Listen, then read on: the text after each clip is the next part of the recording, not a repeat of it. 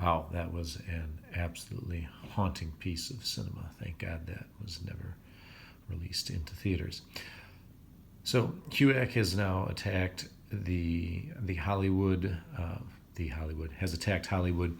They're going to start going after the government now, and the major person they're going to go after is a guy named Alger Hiss, who works in the State Department. Alger Hiss comes from a famous family. I don't know why they're famous. They're just like a well-known-ish family in the United States, a prominent family, I guess that you could say. Uh, he's a pretty high-ranking member in the State Department. He's accused of being a communist, and he was involved in some communist activities. It looks like in the 30s. Um, he's brought before HUAC to testify. At his testimony, he claims he didn't know a guy who was a communist, and it's later turned out that he did know this guy. Now, HUAC can't do anything because they can just call you to testify, but a grand jury is going to indict him, and he is going to be found guilty of perjury, not for actually being a communist and not for treason, but for perjuring himself at these HUAC trials, the wrong word, at these HUAC hearings. Alger Hiss does go to jail for 5 years for perjury. He claims his entire life he was never he claims that he never was actually an agent for the Soviet Union. When the Soviet Union falls, there's some things that maybe say that he is. There's some Hungarian documents. There's also some KGB agents, and there's a few other things. Documents naming ALES, which, okay, is that Alger Hiss as a paid Soviet informer. Whether that's true or not, don't know. But really what his case does is it starts highlighting to the American public, because remember, this is going to get carried day after day in all the major newspapers at the time period about communism, and this is happening in 49. It's right around the time that we're about to lose China. The Soviet Union has just detonated a nuclear bomb, so it all kind of fits together. Ethel and Julius Rosenberg, man, I thought they were like cousins, but just before I did this, I looked up. I didn't realize they were married. But they were private citizens working in some of the high-tech post-World War II and World War II tech defense industry. They're going to get accused of selling tech secrets. They're both going to be found guilty of espionage, and they're both going to be executed via the electric chair, which, yeah. So it just kind of shows you how what's the right word we're looking for? The heightened sense of panic that's going on, and how HUAC is leading the charge. I think the members of HUAC think they're doing a service, and that they're letting the Soviet Union know that we're on to them.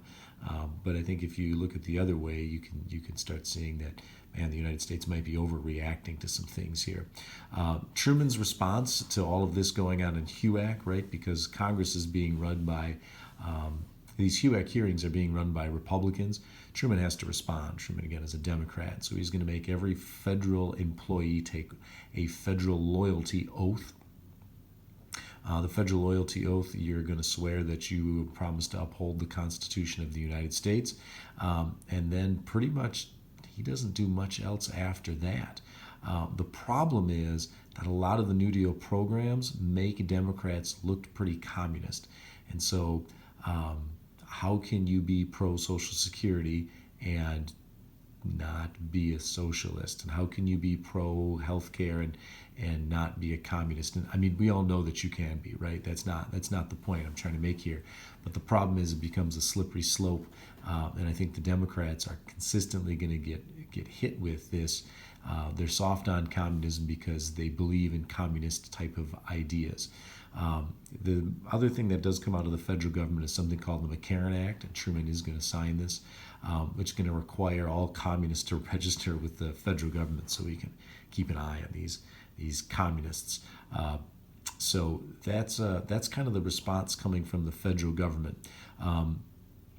Later on in the game is going to be Joe McCarthy, senator from Wisconsin, proud Marquette alum, who is kind of a nobody as he's senator in 1948, but realizing that the fastest way to fame is to really become an anti-communist crusader in the United States. Just to give you an example, Richard Nixon is a nobody in 46. And by 48, he's now I'm going to screw this up. In 46, he's a nobody congressman. In 48, he's a senator from California. Or 50, he's going to be a senator from California. I'm going to screw these years up. You can correct me on Wikipedia. And then by 52, he's the vice presidential candidate. And by 60, he's going to be the presidential candidate of the Republican Party. So he's going to make his name on that. That's not Joe McCarthy. That's Richard Nixon. Joe McCarthy, I think, sees this as a playbook to becoming a more powerful member within the Republican Party itself. So his big push is going to be in 1950. Remember, he makes that crazy speech where he's like, I have the names of 300 and some odd communists in my pocket. And then people are like, show us the names. And he's like, well, I can't do that. And then in another meeting, it's like, I have the name of 100 and some odd. Like, give us the names. And he's like, whoa, not right now. And so you have Joseph McCarthy claiming that he knows who communists are and he's going after. You can watch the link if you want to see him speak. But he's just basically going to be accusing people of being communist. Because he's a senator, he has subpoena power. And so he's going to hold a bunch of crazy-ass hearings in which he'll be bringing people before him, and he's just going to berate and bully them. This is much more about grandstanding than anything else. And it's just a mess. And I think where Richard Nixon and HUAC maybe sort of, I can't believe I'm going to try to justify them, maybe had a leg to stand on, I think Joe McCarthy is just on a straight witch hunt, and that's just my personal opinion. It is a mess. It may have looked something like this. We're here convening more trials in the Senate to try to expose communism in Hollywood. Sir, isn't it true that you have been involved with communist groups before? No. And isn't it also true that you've been a supporter of communism? No. And isn't it also true that you've studied the readings and writings of Trotsky and Lenin? No. And isn't it also true that your friends know you as Pink? No. Isn't it also true that your favorite My Little Pony character is Pinkie Pie? No. And isn't it also true, sir, that your favorite baseball team is the Cincinnati Reds? No. And isn't it also true that you are a communist? No. I want the truth. You can't handle the truth. Solid acting. McCarthy's going to keep going on attacking the government. And again, he was at the State Department, and his downfall happens in 53 and 54. He's going to start attacking the Army as having communists inside the Army. And you can kind of see here, favorability ratings hits its height in 54. But you can see it's a pretty quick turn on him in late 54.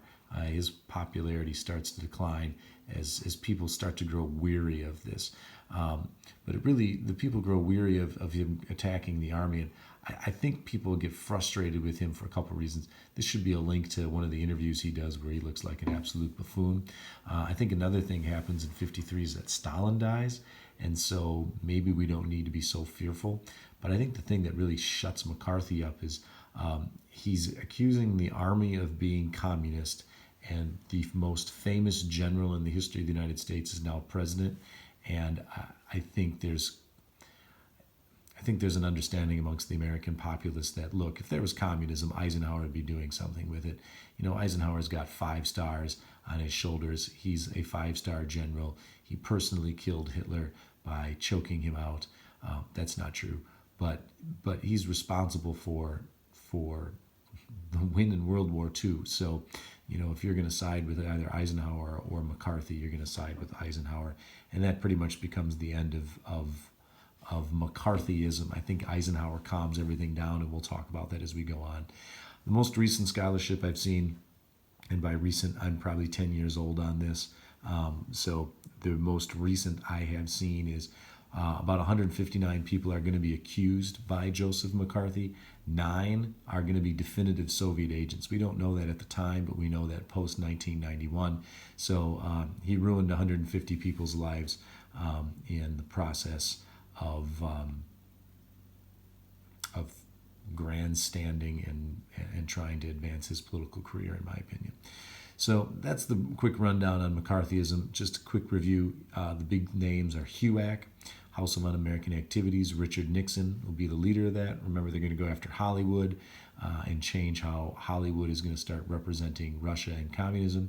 Remember, they're going to go after the State Department and government. Big name there, Alger Hiss, Julius, and Ethel Rosenberg are going to be major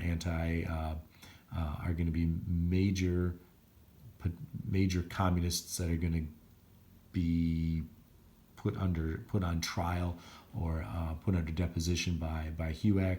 HUAC starts to fade after Richard Nixon leaves, but the torch is going to get carried up by McCarthy, and McCarthy's going to be doing a lot of grandstanding just to, I think, advance his political career. Tomorrow we'll get into Eisenhower and talk more on that. So enjoy your quarantine. We'll talk soon. Stay safe.